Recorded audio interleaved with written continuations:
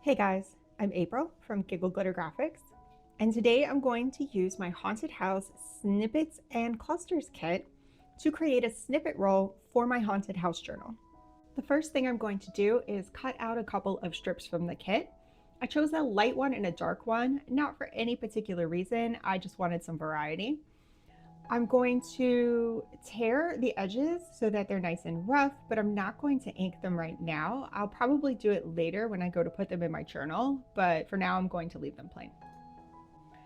My fingers did get a little tired tearing the paper by hand, so I grabbed a decal edge ruler. I'll link to those down below. It made it a little faster.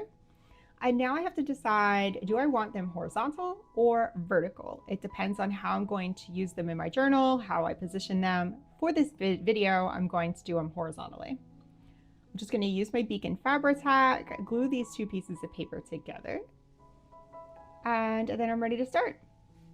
This kit came with a collage page, and I'm going to tear some chunks out of that. This is kind of basically cluster making, and you can decide whether to make them separate or connect them all together, and I'll kind of show you that later in the video.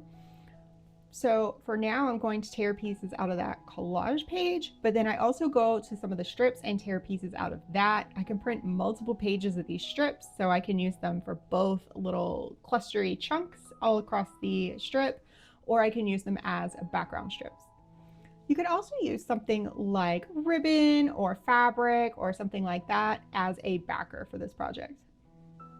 So now I've got my cluster pieces and I'm going to ink them with vintage photo ink just to make them pop out a little more and figure out where I want to position them on my strip.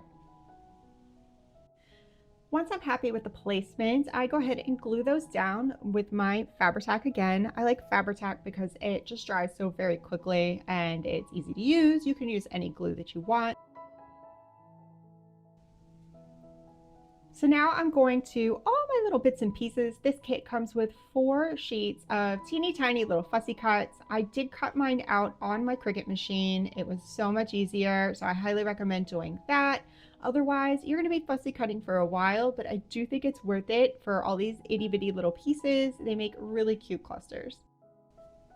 Once I'm happy with the items that I've chosen for my cluster, then I can start adding things like ribbon and lace and trim and things like that to add a bit of texture. Here I've gone with some lace. I have a lot of things on my table here. I have some fabric, I have some burlap, I have cheesecloth, I have paper doily pieces. There's a ton of stuff on my desk, and I have some buttons also. And I think I used one during this video, but I didn't get into them very much. But I'll definitely, when I make some more of these, they're going to be used. So now that's one cluster, it's done already. Now you have the option to kind of leave them separated and leave space between them, or you can kind of layer them up and go straight across and connect them if you want longer things like belly bands or pockets or things like that. I'm going to mostly do this strip in individual clusters. Towards the end here, I am going to do a larger one. I wanted something that I could use as a tuck or a pocket or something later on. I think when I do my vertical strip, I'm definitely going to connect those all together, and I think I'm going to do that and show that to you at the end of this video.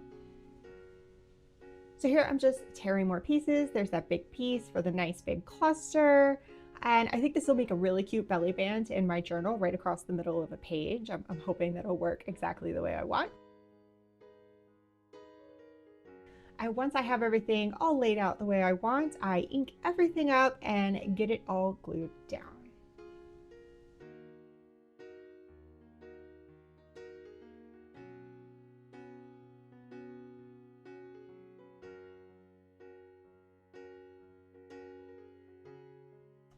Now that everything is glued, I can get into all my little bits and pieces and start selecting the items that I want for each cluster, along with what fabrics and trims I want to add in with those.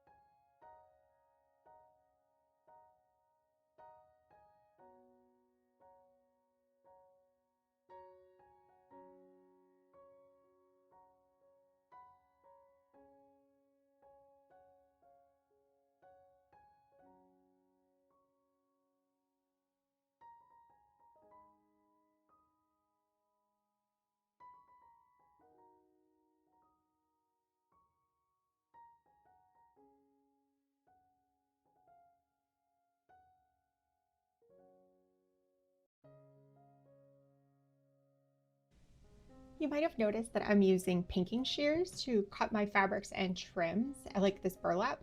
And I found that it gives a little bit of a like jaggedy edge. I mean, they are pinking shears, but I feel like it gives it like a more ragged edge for items like this. It looks a little more frayed without having to actually do the work to fray the fabric.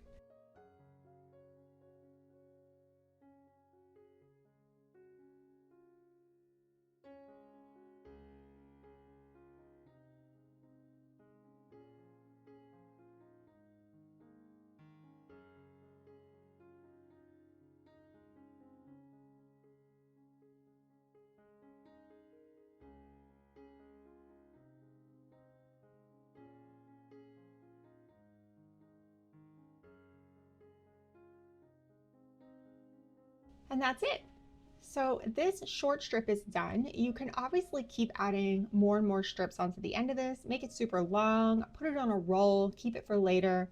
I'm making this a little bit shorter so that I can use it immediately in my project and I don't have to worry about storing a big long, huge strip of clusters. I'm going to go ahead and create a second one of these. If you want to stick around and watch, I'm going to do a totally continuous cluster on a vertical strip. If you're interested in this kit, you can find a link in the description down below. Thank you so much for watching.